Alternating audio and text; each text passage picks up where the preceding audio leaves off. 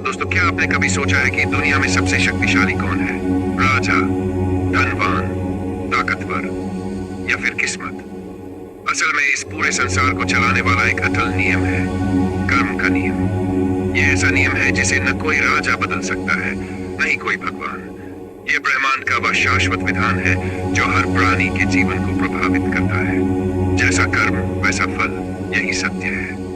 आज की इस कहानी में हम समझेंगे कि क्यों विधि के विधान को कोई नहीं बदल सकता, कर्म का नियम कैसे हमारे जीवन का आईना है और हमें अपने जीवन में क्या सीख लेनी चाहिए। प्रथम दृष्टि।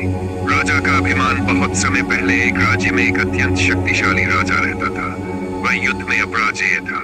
उसके पास अथाह धन था और प्रजा उसे भगवान मानकर पूजती थी। राजा सोचता था, मेरे आदेश से सब कुछ बदल सकता है। किस्मत और कर्म जैसी बातें सिर्फ कमजोर लोगों के बहाने हैं। लेकिन एक दिन उसके दरबार में एक संत आए। उन्होंने राजा से कहा, राजन, आप चाहे जितने शक्तिशाली क्यों न हो, पर कर्म का विधान कोई नहीं बदल सकता। राजा हंस पड़ा और बोला, क्या ऐसा कोई नियम है जो मेरी शक्ति को मात दे सके? संत ने शांत स्वर में उत्तर दिया, हाँ राजन, विधि का विधान, कर्म का नियम, वह आपको भी बांधता है। दूसरा दृश्य। परीक्षा की शुरुआत। राजा ने संत की बात को चुनौती दी और कहा, अगर कर्म का विधान इतना शक्तिशाली है तो मुझे इसका प्रमाण चाहिए। संत मुस्कुराए और बोले, ठीक है, समय आने पर आप स्वयं समझ जाएंगे। कुछ ही समय बाद राजा की सेना को एक छोटे से राज्य पर विजय प्राप्त करने जाना था। राजा को पूरा विश्वास था कि वह आसानी से जीत जाएगा। लेकिन युद्ध में जिस राजा को वह तुच्छ समझता था, उसी ने उसे पराजित कर दिया। उसके अनेक सैनिक मारे गए और वह स्वयं घायल होकर किसी तरह भाग निकला। राजा सोच में पड़ गया, मेरे पास सब कुछ था, फिर भी हार क्यों हुई? तीसरा दृश्य। कर्म का दर्पण। राजा अपने राज्य लौट आया। वहां उसने संत को देखा और उनसे पूछा, यह सब कैसे हुआ? मेरे पास सब कुछ था, फिर भी पराजय मिली। संत ने शांत स्वर में कहा, राजन, यह उसी कर्म का फल है जो आपने पहले बोया था।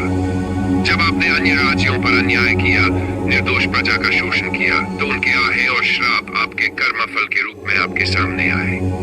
राजा ने तर्क दिया, लेकिन मैंने तो प्रायश्चित भी किया था, मंदिरों में दान दिया, गरीबों को भोजन कराया।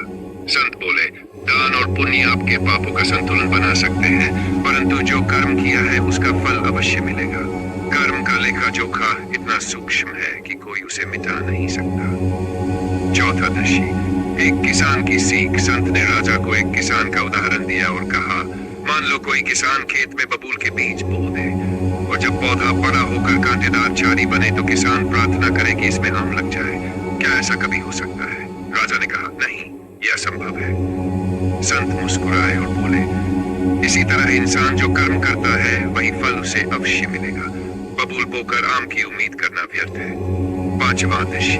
कर्म का न्याय। संत ने आगे कहा, राजन, संसार में कोई भी न्यायालय ऐसा नहीं जो सबको न्याय दिला सके, परंतु कर्म का न्यायालय ऐसा है जहां हर एक का हिसाब बराबरी से होता है। यहाँ रिश्वत नहीं चलती, यहाँ झूठ नहीं चलता, यहाँ शक्ति और धन कुछ काम नहीं आता। कर्म का न्याय शुद्ध और निष्पक्ष होता है। अगर आपने अच्छा किया है तो देर सबेर उसका फल आपको मिलेगा, और अगर बुरा किया है तो कोई आपको बचा नहीं सकता। छठा दृश्य। भगवान और कर्म। राजा ने पूछा, तो क्या भगवान भी कर्म के विधान को बदल नहीं सकते? संत ने उत्तर दिया, नहीं राजन, भगवान भी विधि के विधान से परे नहीं जाते। भगवान केवल मार्ग दिखा सकते हैं, शक्ति दे सकते हैं, पर कर्म का फल तो हर किसी को खुद ही भोगना पड़ता है। यह वैसा ही है जैसे डॉक्टर दवा दे सकता है, पर बीमारी से छुटकारा मरीज को ही पाना होगा।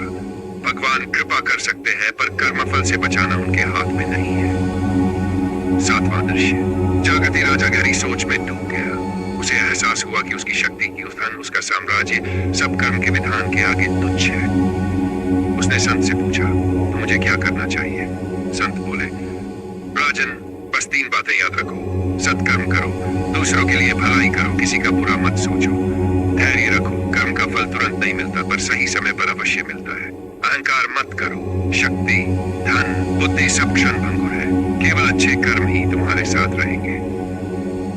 कहानी की सीख। दोस्तों, यह कहानी हमें यही सिखाती है कि चाहे कोई कितना भी बड़ा क्यों न हो, कर्म के नियम से कोई नहीं बच सकता।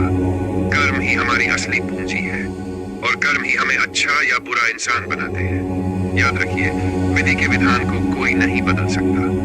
जो बोओगे वही काटोगे। इसलिए आज से ही अपने जीवन में अच्छे कर्म बोना शुरू करें, क्योंकि यही कर्म कल आपका भविष्य बनाएंगे। दोस्तों, अगर आपको ऐसी ही प्रेरणादायक कहानियां सुनना अच्छा लगता है तो हमारे सूर्यांश स्टोरी चैनल को अभी सब्सक्राइब करें, वीडियो को लाइक करें, अपने विचार कमेंट में जरूर लिखें ताकि हमारा मोटिवेशन हमेशा आपके साथ जुड़ा रहे। धन्यवाद। आपका दिन मंगलमय और ऊर्जावान हो।